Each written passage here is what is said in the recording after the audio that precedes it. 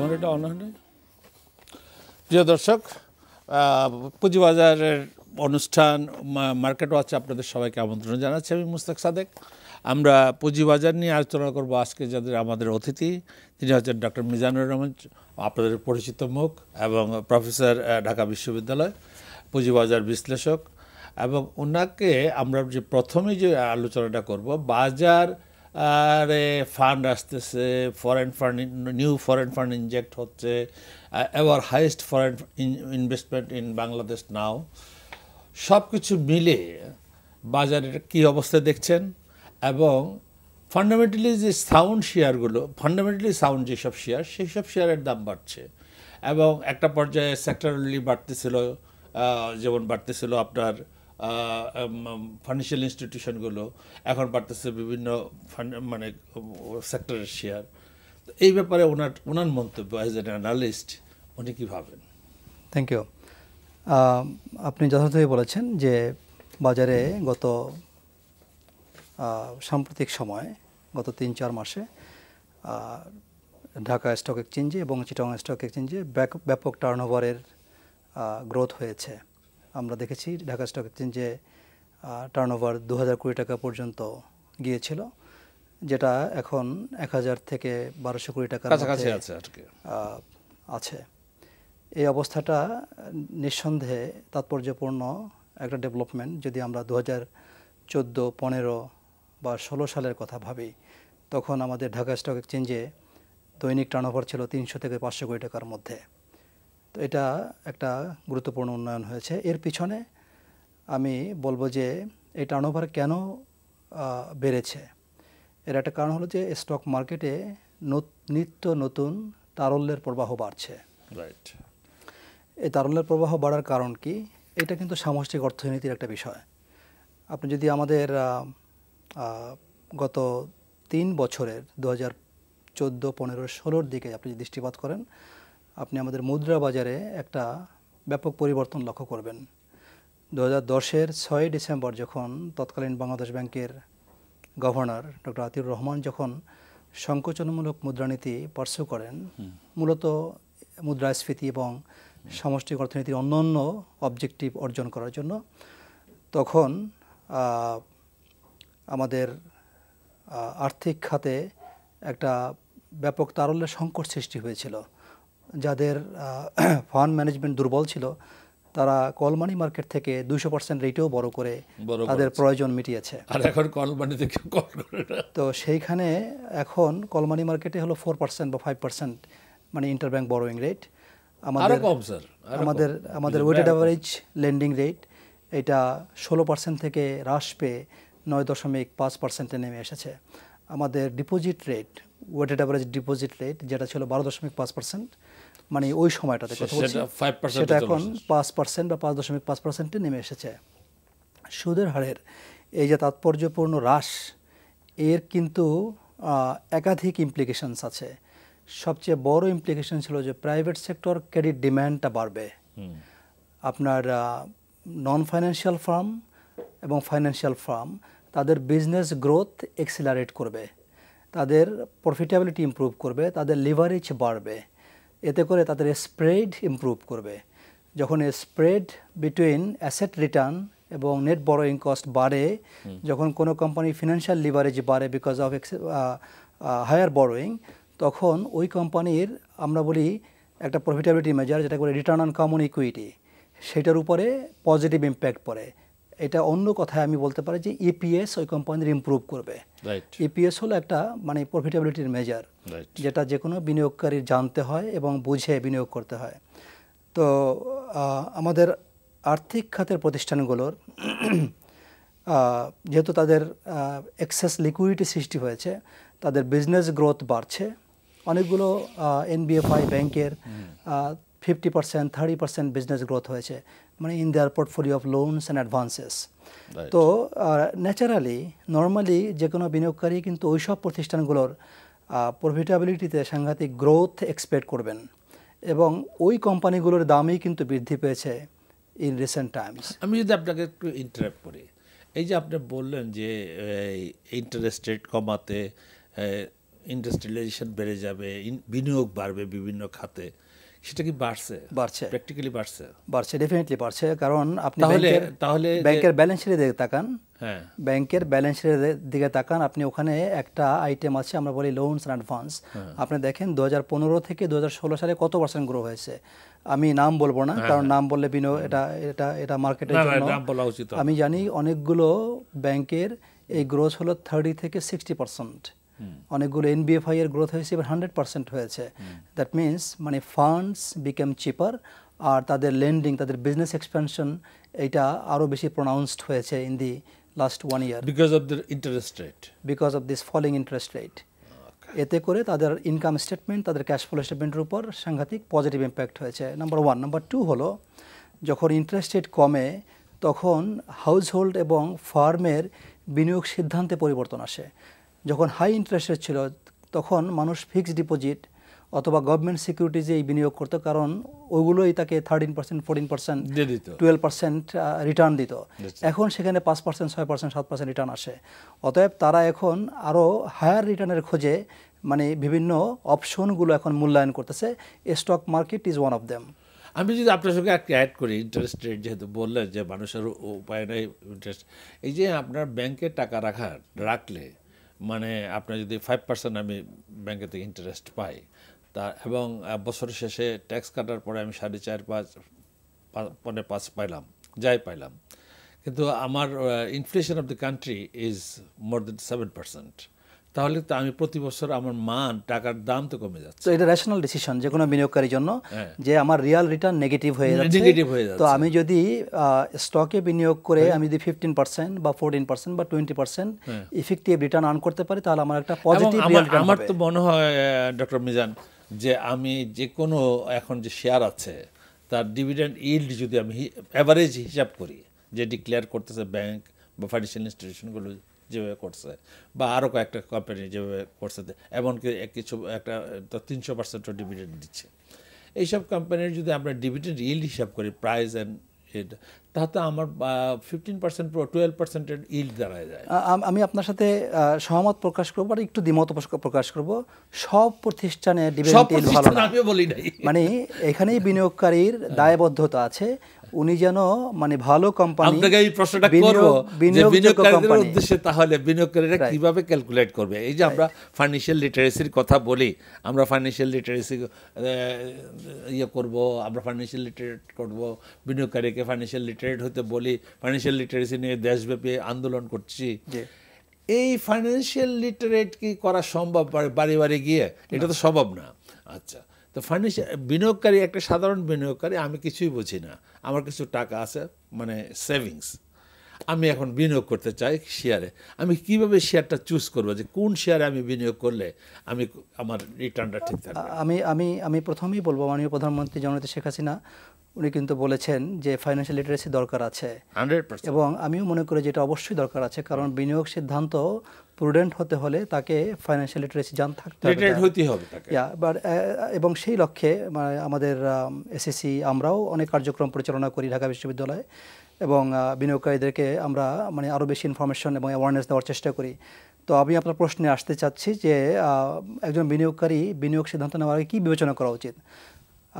মানে first and foremost, একটা খারাপ কোম্পানি এবং একটা ভালো কোম্পানি, এই একটা ভালো কোম্পানি ওভারভ্যালুড হতে পারে, একটা খারাপ কোম্পানি এটাও ওভারভ্যালুড হতে পারে।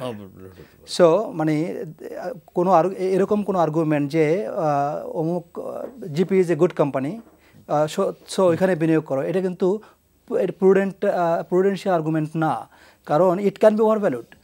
যদি ওভারভ্যালুড হয় তাহলে ওখানে বিনিয়োগ করে সে লস ইনকার করবে, তার ক্যাপিটাল এরোশন হবে। সো প্রশ্নটা হলো যে কোন কোন স্টক ফান্ডামেন্টালসের তুলনায় আন্ডার ভ্যালুড, সেইটাকে বের করা।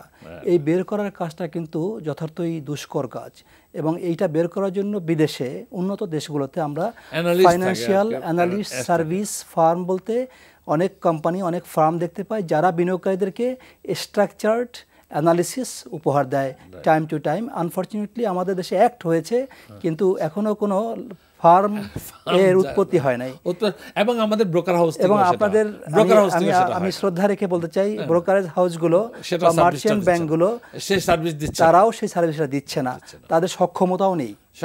তো আমি মনে করি যে ফাইন্যান্সিয়াল লিটারেসি শুরু হওয়া উচিত ব্রোকারেজ হাউসগুলো, মার্চেন্ট ব্যাংকস এবং যেসব জায়গায় সিকিউরিটিজ ট্রেডিং হয় সেখানে যারা ট্রেডিং করে, ট্রেডিং কার্যক্রমের সঙ্গে যারা সংশ্লিষ্ট, তাদেরকে আগে শিক্ষাটা দিতে হবে, তাদের আগে সক্ষমতা সৃষ্টি করতে হবে, কারণ তাহলে এই ডিফিউশনটা হবে, তাদের মাধ্যমে মিলিয়নস অফ ইনভেস্টরদের কাছে এই নলেজ ডিফিউশনটা হবে। এবং বিশ্ববিদ্যালয়গুলোকে আমি বলবো, বাংলাদেশের পাবলিক এবং প্রাইভেট বিশ্ববিদ্যালয়গুলোকে বলবো, তাদের যে ফাইন্যান্স ডিপার্টমেন্ট আছে, তাদের যে অ্যাকাউন্টিং ডিপার্টমেন্ট আছে, তাদের যে রিসার্চ সেন্টারগুলো আছে, সেইখানেও যেন এইসব কর্মমুখী এবং মানে খুবই প্রয়োজনীয় এবং রিলেভেন্ট শিক্ষা করতে পারেন। যেমন আপনারা বিদেশে যেটা করে বা আপনারা থিওরিটিক শিখাচ্ছেন, থিওরি না, আমি প্র্যাকটিক্যালি তো আপনারা আপনাদের স্টুডেন্টদেরকে নিয়ে আমাদের হাউসগুলিতে আসতে পারেন, দেখাতে পারেন যে this R the wedge.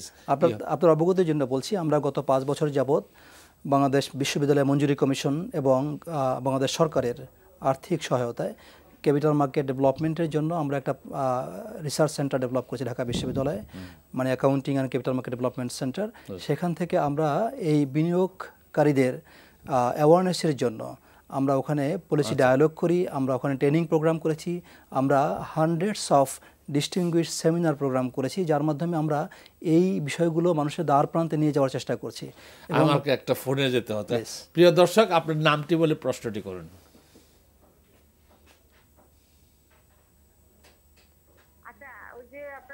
Fundamental share বলেন বা যে কোনো শেয়ার বলেন আর কি, প্রত্যেকটা ফান্ডামেন্টাল গুলোই হোক, যেটুকু দাম বাড়ে মাত্র কয়েকটা ছাড়া, যেমন আমি নাম বলা তো এখানে ঠিক হবে না, কয়েকটা শেয়ার ছাড়া যেগুলো উচ্চ মূল্য হয়ে গেছে অলরেডি, বাকি সব শেয়ার গুলো দেখা যায়, যেমন ধরেন অয়েল অ্যান্ড গ্যাস, ওইদিকে যা বাড়ে তার 3 গুণ পড়ে।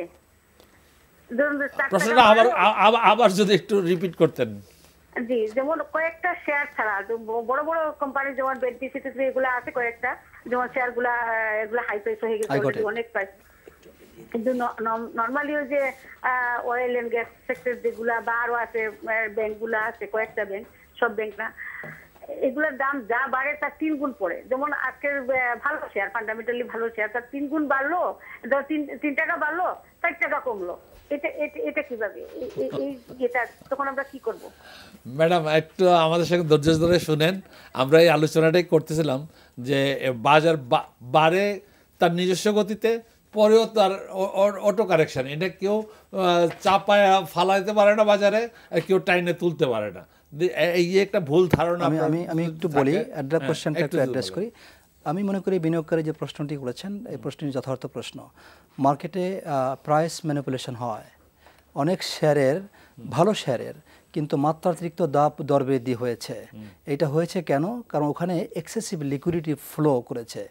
আমি বাংলাদেশের স্টক মার্কেটের রেগুলেটরদেরকে বলবো এবং ঢাকা স্টক এক্সচেঞ্জ এবং চিটাগং স্টক এক্সচেঞ্জের কর্তৃপক্ষকে বলবো যে এই ধরনের প্রাইস ফিক্সিং ম্যানিপুলেশনকে বন্ধ করার জন্য বিদেশের স্টক এক্সচেঞ্জগুলো কী কী নিয়মকানুন তারা বাস্তবায়ন করেছে সেগুলো আমাদের রিভিউ করে এখানেও সেগুলো বাস্তবায়ন করার ব্যবস্থা নিতে হবে। ধন্যবাদ ডক্টর মিজান, অনেকক্ষণ আপনার সঙ্গে আলাপ করলাম। আমরা প্রিয় দর্শক, আমাদের সঙ্গে যোগদান করেছেন হাসান মাহমুদ বিপ্লব, আপনাদের পরিচিত মুখ, আইনজীবী এবং পুঁজিবাজার বিশ্লেষক। তাকেও আজকে আমাদের এই আলোচনার সম্পৃক্ত করতে চাচ্ছি এবং আলোচনা যেটা করতেছিলাম সেটাকে আবার তার কাছ থেকে রিপিট করব। সেটা হচ্ছে যে আমরা আলোচনা করছিলাম যে বাজার দি ওয়ে বিহেভ করতেছে, বাজার 5777 ইন্ডেক্সে গেছে এবং আপনারা দেখতেছেন, আপনার বাজার তো প্রতিদিনই ওয়াচ করেন, বাজার তার গতি কোথায় আসছে এবং অটো কারেকশন হয়ে আজকে যেমন 35 পয়েন্ট এই মুহূর্তে নাই। যে এই যে উঠানামা করতেছে, বাজারটা চলতেছে এবং বাজারে তারল্যের যথেষ্ট তারল্য আছে।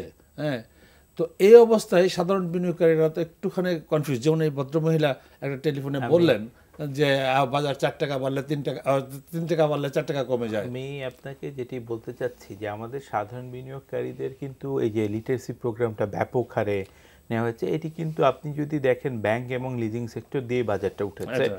আপনি যদি অক্টোবর বা সেপ্টেম্বরের প্রাইস ধরেন, ওইখানে অনেক শেয়ার 100% 200% পর্যন্ত গেইন হয়েছে, সব শেয়ার না। আর গড়ে 30% to 50% অধিকাংশ ব্যাংক এবং লিজিং কোম্পানিতে এগুলি বহুদিন ধরে আন্ডার ভ্যালুড ছিল। যখন সঞ্চয়পত্রে আপনি ইন্টারেস্ট রেট কমে গেল, 7-6 চলে আসলো, ব্যাংকগুলো দিল, তখন হচ্ছে কি অনেক ব্যাংকের ডিভিডেন্ড দেখা গেল যে ইল্ড 12-13-তে ছিল, তো সেই ইল্ডগুলি কাভার করলো। এখন হচ্ছে একটা শেয়ার ধরেন, যেটি আমি নাম না বলে বলছি, একটা লিজিং কোম্পানি ছিল 12 টাকা, তো সেটা 31 টাকা হয়েছে। এখন 31 টাকা থেকে 2 টাকা পড়ার পরে এখন ক্ষুদ্র বিনিয়োগকারী কিন্তু আসলে কিনেছেন যে একেবারে টপ প্রাইস। এইটাই কেন করেন? এটাই প্রবলেম। এখন আমি যেটা নর্মাল একটা বলতে পারি, 52 উইকের হাই প্রাইসে যদি কেউ শেয়ারটা কিনেন, তারপরে যদি এটা কারেকশন হয়, তাহলে তো তার এখানে দোষ আছে। আমাদেরকে এখনও দেখবেন এই মার্কেটে সব সেক্টরে তো আর ওইভাবে গ্রোথ হয়নি। দেখবেন 52 উইকের মধ্যে লোয়ের কাছাকাছি এই এত ইন্ডেক্স প্রায় 1,500 বাড়ার পরেও কিন্তু আছে। তো সেগুলিকে যদি খুঁজে বের করা হয়, অয়েল অ্যান্ড গ্যাস। আরেকটা কথা হচ্ছে, আমাদের এখানে স্ক্রিপ্টে 1.5 লক্ষ কোম্পানি কিন্তু জয়েন্ট স্টকে রেজিস্টার্ড, কিন্তু মাত্র আপনার 300 আমি এই প্রশ্ন আপনার কাছে আসবো, আপনার আইপিও নিয়ে কথা বলবো। আপনাকে যে জিনিসটা বলতেছে এবং ভদ্রমহিলা যে প্রশ্নটা করতেছেন যে 4 টাকা বাড়ে 3 টাকা বাড়ে, তো 4 টাকা আসলে ওটা ঠিক না। এখন একটা কোম্পানি ধরেন, আমি আপনাকে একটা ব্যাংকের কথাই বলি, গত মানে ছিল 41 টাকা, হয়েছে 95 টাকা, তারপরে আপনার 98 টাকা, তারপর 5 টাকা কমেছে। এখন আপনি যদি ওটার বায়ার 98 টাকাই হন, কিন্তু তাহলে আপনি কখন ইনভেস্ট করবেন? ইনভেস্ট করবেন যখন আসলে শেয়ারগুলি লো ভলিউমে ট্রেড হয় এবং প্রাইস কম থাকে। কারণ আপনি একেবারে হাই প্রাইসে যদি বিনিয়োগ করেন, যেমন গ্রামীণ ফোন যখন ডিভিডেন্ড দিয়েছিল এই কয়দিন ফেব্রুয়ারি মাসে, তখন থেকেও কিন্তু এখন প্রায় 50 টাকা বেশি প্রাইস আছে। তার মানে এখন এই প্রাইসে যদি কিনে আপনার 5 টাকা কারেকশনের পরে আপনি বলেন যে শেয়ার তো পড়ে গেল, আসলে এইটা কিন্তু মানে রেশনাল না। 52 উইকের হাইয়ে কিনে আপনি যদি স্ট্যান্ডার্ডই ধরেন যে আমি হাইটাই স্ট্যান্ডার্ড, তা আমার মনে হয় যে আপনি একটা জিনিস করতে পারেন, যে বিনিয়োগটা যারা এই ধরনের মানে মধ্যম বিনিয়োগকারী, তা 3-6 মাস বিনিয়োগ করবে এবং দেখতে হবে যে কোম্পানি ফান্ডামেন্টাল ভালো, এবং 52 উইকের লোতেই থাকতে হবে না, মিডিয়ামে আছে। একদম টপে গেলে তো এটি অনেক সময় রিস্কের কারণ হয়ে যায়।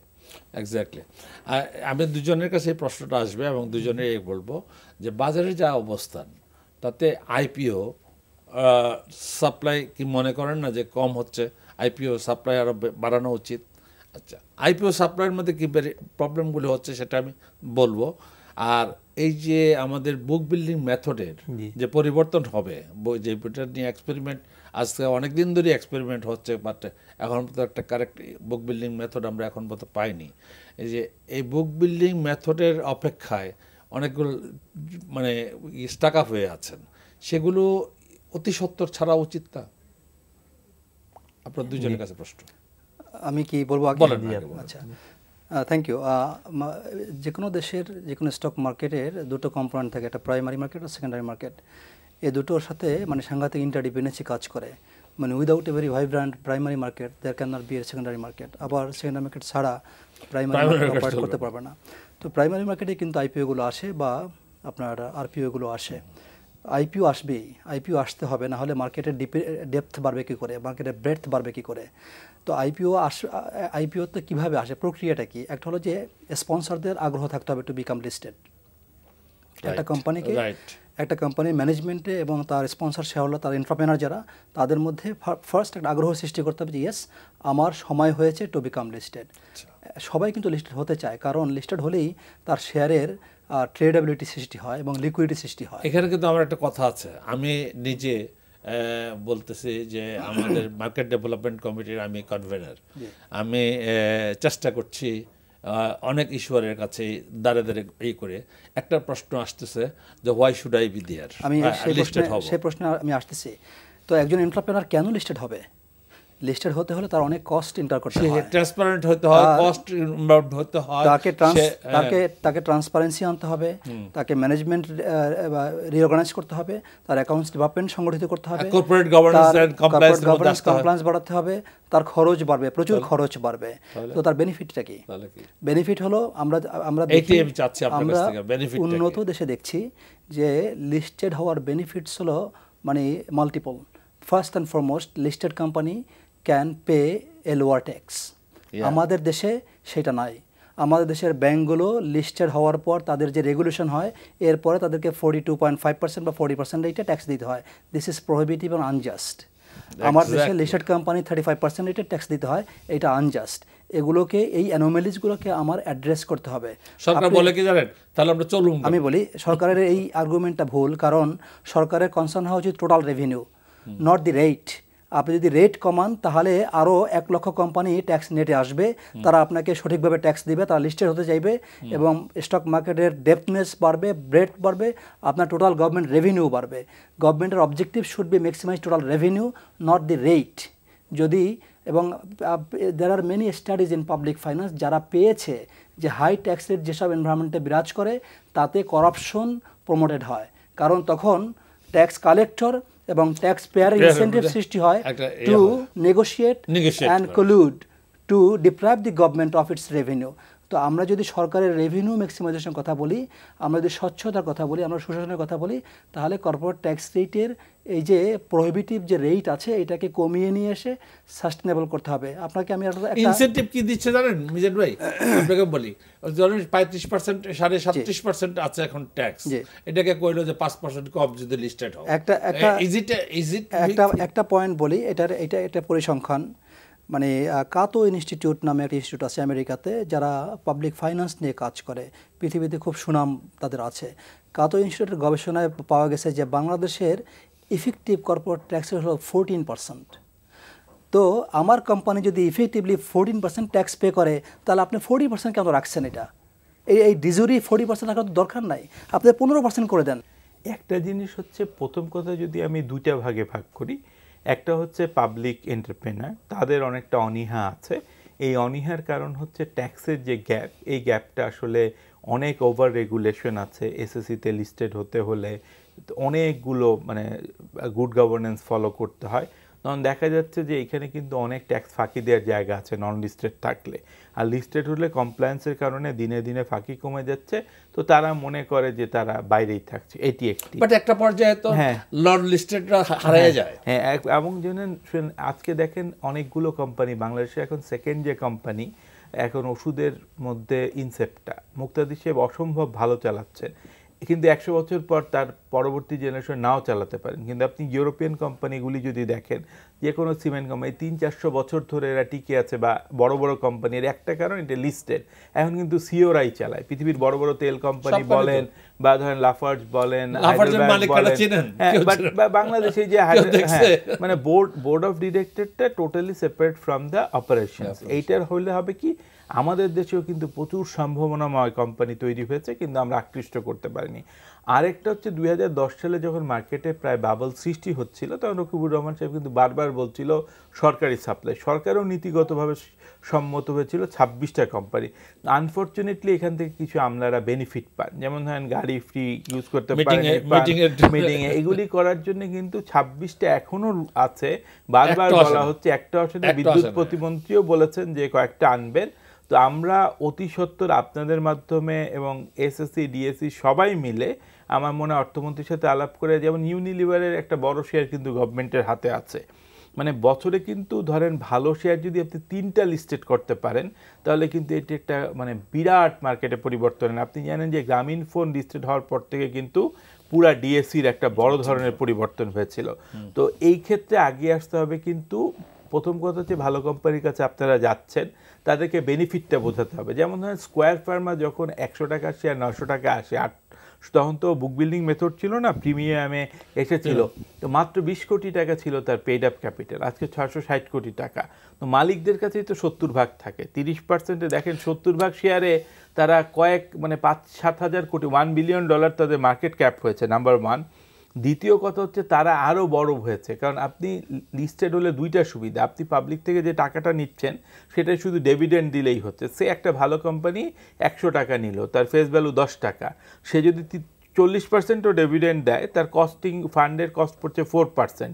আর একটা হচ্ছে ইনস্টলমেন্ট তো কোনো দিন ফেরত দিতে হচ্ছে না, ব্যাংক থেকে নিলে আপনাকে ইন্টারেস্টেও দিতে হচ্ছে প্লাস ইনস্টলমেন্টটাও দিতে হচ্ছে, কারণ আর এটা তো ইকুইটিতে পরিণত হচ্ছে। এই লাভগুলি আসলে আমাদের বোঝাতে হবে পুঁজিবাজার সম্পর্কে, যে শুধুমাত্র বিনিয়োগকারীদের সচেতন করতে হবে এটা না, বাংলাদেশের ইস্যুয়ারদের, কারণ আমাদের ইকোনমির গ্রোথ যে হারে, সে হারে যদি আমরা সাপ্লাই না আনতে পারি তাহলে কিন্তু আপনি দেখেন মুম্বাই স্টক এক্সচেঞ্জে কিন্তু পৃথিবীর সবচেয়ে বেশি কোম্পানি লিস্টেড, তার মানে তারা সফল হয়েছে। আমাদের এখানেও কিন্তু, কারণ আমাদের বুঝতে হবে কনজিউমার কিন্তু আমাদের অনেক হাই। আপনি ইউরোপিয়ান অনেক উন্নত দেশেও সুইডেনে আপনি লোক সংখ্যা পাবেন কয়টা? আপনাকে দুজনের সামনে আমি একটা প্রশ্ন রাখছি, সেটা হচ্ছে বাংলাদেশের নামকরা গ্রুপ আছে অন্ততপক্ষে 7টা গ্রুপ, যাদের এক একটা গ্রুপে 30টা 45টা কোম্পানি আছে, ভালো ভালো কোম্পানি আছে। হ্যাঁ, আমি গ্রুপগুলির নাম বলাটা উচিত হবে কিনা জানি না, বললাম না। তাদের কাছে আমরা অ্যাপ্রোচ করলে পরে কোনো ইয়ে পাওয়া যায় না, কেন যাব, আমরা তো চলতেছি, ভালোই তো করতেছি, why should we be there, এত রেগুলেশনে কেন যাব, এত কথা তো শুনতে। এটির আরেকটা বড় কারণ আমি আপনাকে বলি, এটাই বড় প্রবলেম হচ্ছে আমাদের, মানে বাংলাদেশ ব্যাংকের কিন্তু এখানে মিলে। ছোট প্রিয় দর্শক, আপনার নামটি বলে প্রশ্নটি করুন। হ্যালো। জি, হ্যালো, আসসালামু আলাইকুম। ওয়ালাইকুম আসসালাম। জি, আমি আব্দুল আজিজ বলছিলাম টাঙ্গাইল থেকে। জি জি আজিজ সাহেব, আমার প্রশ্ন হলো যে এই যে বাজারের কথা আপনারা 2010-এর পর থেকেই শুনতেছি, টেলিভিশনে এই প্রোগ্রামগুলি হচ্ছে, টিভিতে আপনাদের এটাই, এখন ব্যাংকগুলা ডিভিডেন্ড দিতেছে, এই ব্যাংকের শেয়ারগুলা কবে বাড়তেছে আমার একটু বলেন তো। আপনাদের এখানে অনেক লোকে এসে বলে ব্যাংকের শেয়ার নাকি অনেক বেড়ে গেছে, আমি তো দেখতেছি প্রতিদিন কমতেছে। এর কারণটা কি? তাহলে আমরা ব্যাংকের শেয়ার যারা কিনছিলাম আমরা কি শেষ হয়ে যাবো? ধন্যবাদ আপনাকে আপনার প্রশ্নের জন্য। প্রিয় দর্শক, আরেকটা প্রশ্ন, আরেকজন আছেন। জি, আপনার নামটি বলে প্রশ্নটি করুন। হ্যালো, জি, আমি আজাদ ফারুক শ্যামলী থেকে বলছি। জি জি, আমার কথা হলো যে আপনাদের তো এখানে বিজ্ঞ আলোচক বৃন্দ যারা আছেন এবং মাঝে মধ্যে এখানে যারা আলোচনায় আসেন, আমরা বলতে শুনি ফান্ডামেন্টাল শেয়ার, আজকেও আলোচনা শুনলাম বিজ্ঞ আলোচক বৃন্দের ফান্ডামেন্টাল শেয়ার। তো ফান্ডামেন্টাল বলতে এখানে ইপিএস যা বলা হয় আমরা সেগুলা থেকে কিনেও তো, যেমন ব্যাংকের যে ফান্ডামেন্টালি ভালো এখন কোন শেয়ার আছে? এই যে কিছুক্ষণ আগে আমাদের আলোচক বললেন যে ইপিএস আপনার ডিভিডেন্ড যেটা দিচ্ছে সেই তুলনায় প্রায় একটা শেয়ারের প্রাইস কম না বেশি। যেমন ব্যাংকগুলো এখন যে ডিভিডেন্ড দিচ্ছে 20%, 25%, 30%, 15%, সেই তুলনায় যে সমস্ত অন্য কোম্পানি 15%, 20% দিচ্ছে সেগুলা প্রাইস দেখা যাচ্ছে 40 টাকা, 35 টাকা। আর ব্যাংক সেক্টরে যারা ডিভিডেন্ড দিচ্ছে 20%, তাদের শেয়ারের প্রাইস দেখা যাচ্ছে 20 টাকা, 16 টাকা, 17 টাকা। তাহলে আমি ওনার যে জিনিসটা বলছি, প্রশ্নটা বুঝতে পারছি, আমি যে উত্তর দেই। আমি যখন বলেছিলাম, আমি কখনোই বলিনি যে ওভার প্রাইসড, আমি বলেছি যে 4 মাসে একটা কোম্পানি দ্বিগুণ হয়েছে। এখন আপনার প্রবলেম হয়েছে কি, আমরা 2010-এর সাথে মিলে ফেলি। আমি আপনাকে একটা শেয়ারের কথাই বলি যে বাংলাদেশের সবচেয়ে টপ ব্রোকার লঙ্কা বাংলা, 2010 সালে তার ইপিএস ছিল 48 টাকা।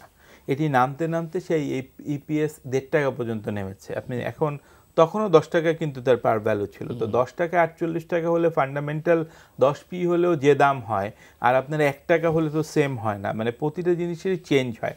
আর একটা জিনিস দেখবেন, সারা ওয়ার্ল্ড ওয়াইডলি ব্যাংকিং সেক্টরে পিই কিন্তু 10-12ই থাকে। আপনি ইন্ডিয়ার মার্কেট এই যে এখন এত 25,000-এর উপরে, প্রায় 28,000 ঘরে, সেখানেও কিন্তু দেখবেন 10-12, কিন্তু ইন্ডাস্ট্রি শেয়ারের পি একটু হাই থাকে। বিশেষ করে যেসব ইন্ডাস্ট্রিতে, আমেরিকার দিকেও যদি দেখেন, অ্যামাজন কোম্পানির মানে যে পিতে ট্রেড হচ্ছে সেটি কিন্তু অ্যাবনর্মাল পি, কিন্তু তার ফিউচার পি, কারণ এই ধরেন মাইক্রোসফট বা যেসব কোম্পানির ভবিষ্যৎ অনেক ভালো, যখন দেখেছিল। আপনি বলতে যাচ্ছেন যে বিদেশের বা সব দেশে, পার্শ্ববর্তী দেশেও ফিউচারটাকে কিনে, ফিউচার মানে ইনভেস্টর বাইং দ্য ফিউচার।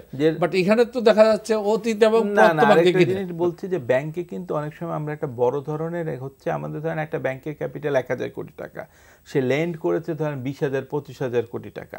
তো এখানে রিস্ক ফ্যাক্টরি কিন্তু অনেকখানি হাই আছে। আরেকটা জিনিস বলছি, আপনি যে বললেন বললেন আইপিওর ক্ষেত্রে এই বড় গ্রুপগুলি আসে না কেন? আমরা আনফর্চুনেটলি ব্যাংক লোনের মাধ্যমে ইন্ডাস্ট্রি করেছি এবং কিছুদিন পর পর ব্যাংক লোনটা সুদটা মাফ করে দেয়। মানে আমি একটা দরখাস্ত করি 500 কোটির উপরে, কিন্তু এবার রিশিডিউল হয়েছে 10 বছর।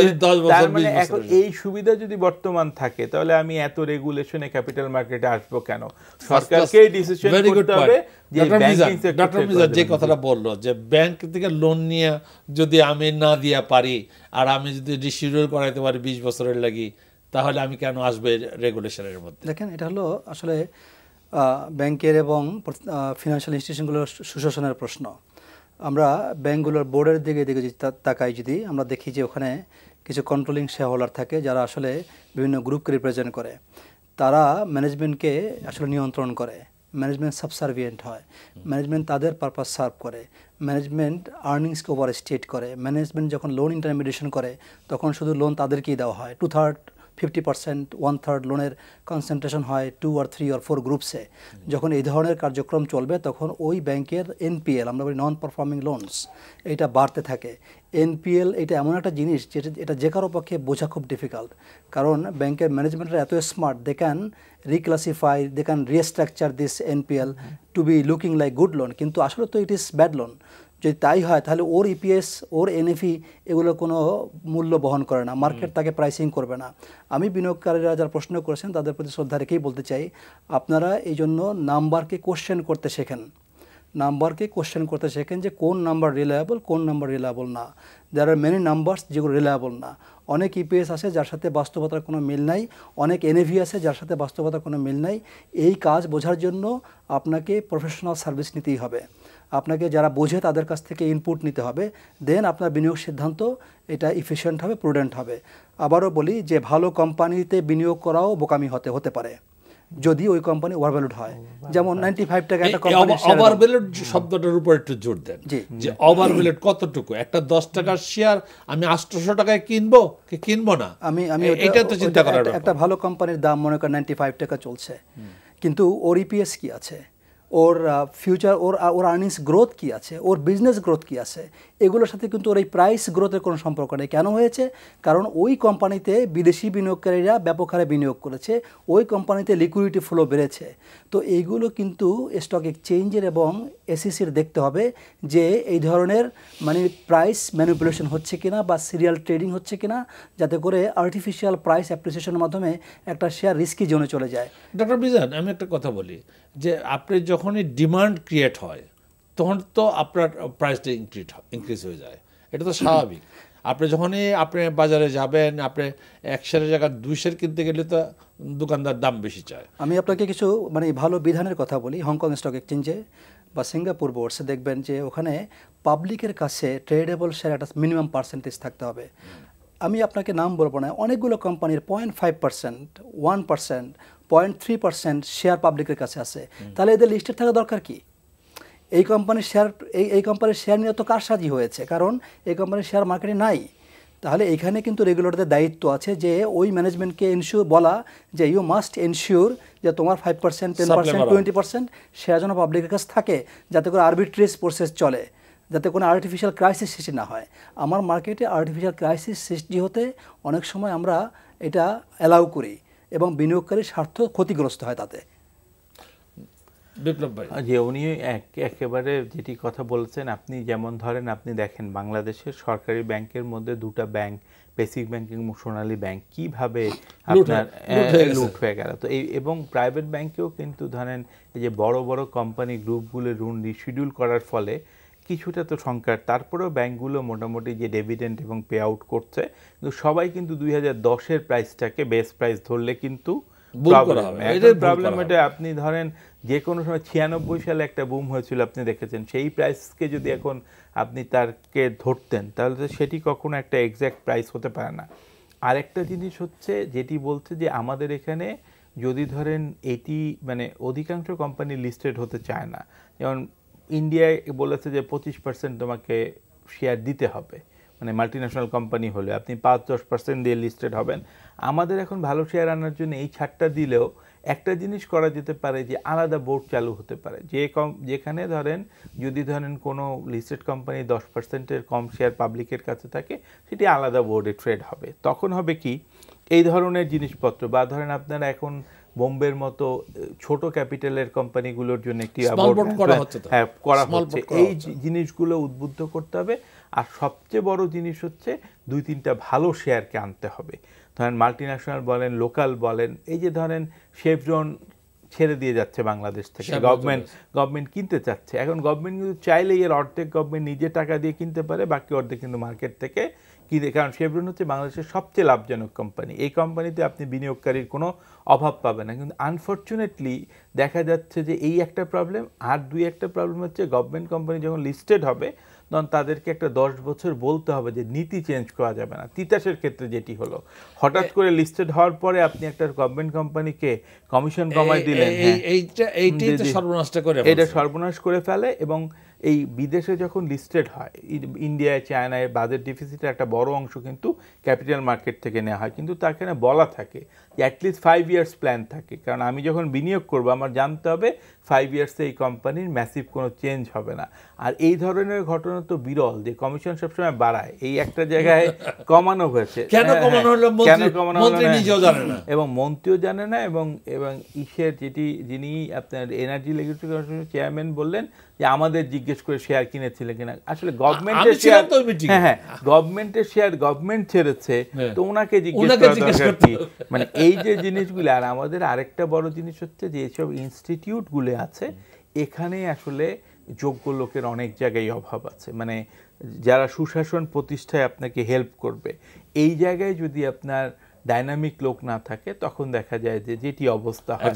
তবে আমাদের পুঁজিবাজারের সামনে কিন্তু অন্য কারণে একটি সুদিন আসছে, যেহেতু আমাদের জিডিপির গ্রোথ এবার 7 ছাড়াবে, পদ্মা সেতু হলে হয়তো 8 করবে। ঠিক আছে, ধন্যবাদ আপনাকে। একজন দর্শক আছে, প্রিয় দর্শক আপনার নামটি বলে প্রশ্নটি করুন।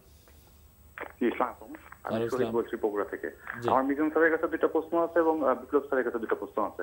মিজান স্যারের কাছে প্রশ্ন হলো, RSI ইন্ডেক্স ধরে যদি আমরা কোন স্টক বিবেচনা করতে চাই, তাহলে সেক্ষেত্রে আমরা টাইমটা কতদিনে ধরবো? 6 মাসে ধরবো না 1 বছরে ধরবো? যদি 6 মাসে ধরি তাহলে সেটার এন্ট্রি এবং এক্সিট পয়েন্ট একরকম হয়, 1 বছর ধরলে এন্ট্রি এবং এক্সিট পয়েন্ট একরকম হয়।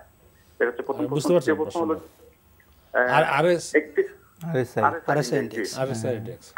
দ্বিতীয় প্রশ্ন, একটা শেয়ারের যদি বাজার মূল্য 500 টাকা হয় এবং তার আর্নিং পার শেয়ার যদি 40 টাকা হয়, এটা কি ওভারভ্যালুড আপনি মনে করেন? এবং বিপ্লব স্যারের কাছে প্রশ্ন যে ফাইন্যান্সিয়াল রিপোর্টিং কাউন্সিল যদি বাস্তবায়ন যতদিন না হবে এবং যদি বাস্তবায়ন নাই হয়, তাহলে কি দীর্ঘমেয়াদে বাংলাদেশের শেয়ার মার্কেট সার্ভাইভ করবে?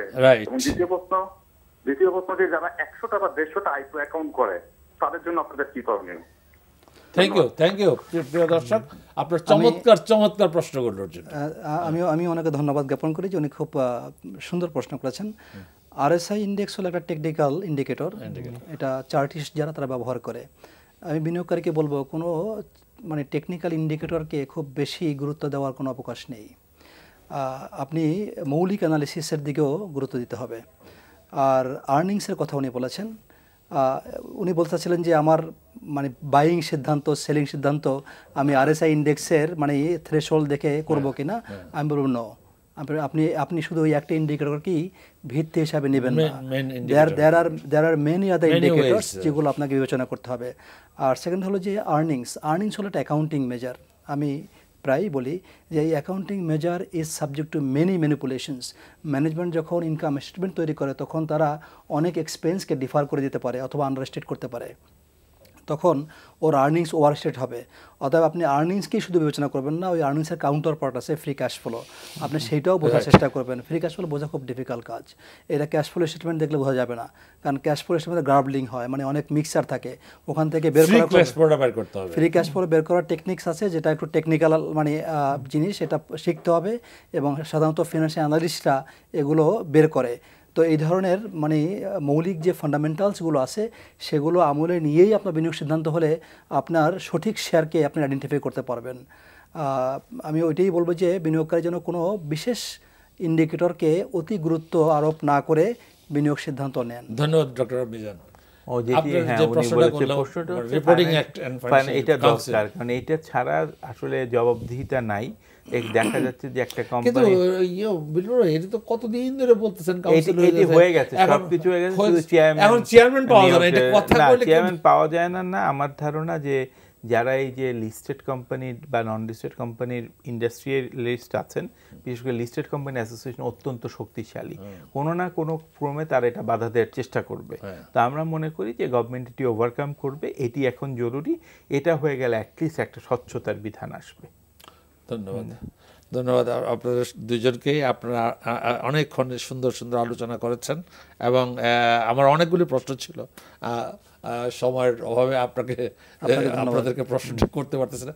তো প্রিয় দর্শক, আপনারা এতক্ষণ আমাদের সঙ্গে আলোচনায় ছিলেন, আপনারা দুজনের আলোচকের আলোচনা শুনেছেন। আলোচকবৃন্দ আপনাদেরকে একটা জিনিস বোঝাতে চেষ্টা করেছে যে ভালো শেয়ার মানে দাম বেশি হলেই ভালো শেয়ার হবে, নাম করা কোম্পানি হলেই ভালো শেয়ার হবে, নট নেসেসারিলি। আপনাকে দেখতে হবে অনেক কিছু, আপনাকে দেখতে হবে তার আর্নিংস কত, সে কত পে আউট করে গেছে, তার এখনকার প্রাইসে আপনি যদি তার মানে পে আউটটা দেখেন, তাতে আপনি কি ইল্ড পাচ্ছেন, অনেক এগুলি হিসাব করবেন। যদি আপনি একান্তই হিসাব করতে না পারেন, অন্তত আপনি যে ব্রোকার হাউসে সেই ব্রোকার হাউসের সাহায্য নিতে পারেন। সেখানেও যদি না পান, আপনার যে বন্ধু ফাইন্যান্সিয়াল লিটারেট, তার কাছ থেকে অন্তত সাহায্য নেন। এভাবে আগান। আপনি কোনো গুজবে হাত শুনবেন না। গুজবের আপনার আর্নিংস, আপনার মানে সেভিংসের টাকা এইভাবে করবেন না একজনের কথাতে। আপনি নিজে বুঝে শুনে বিনিয়োগ করুন। ধন্যবাদ আপনাদের সবাইকে এতক্ষণ আমাদের সঙ্গে থাকার জন্য। আগামীতে আবার দেখা হবে। আসসালামু আলাইকুম।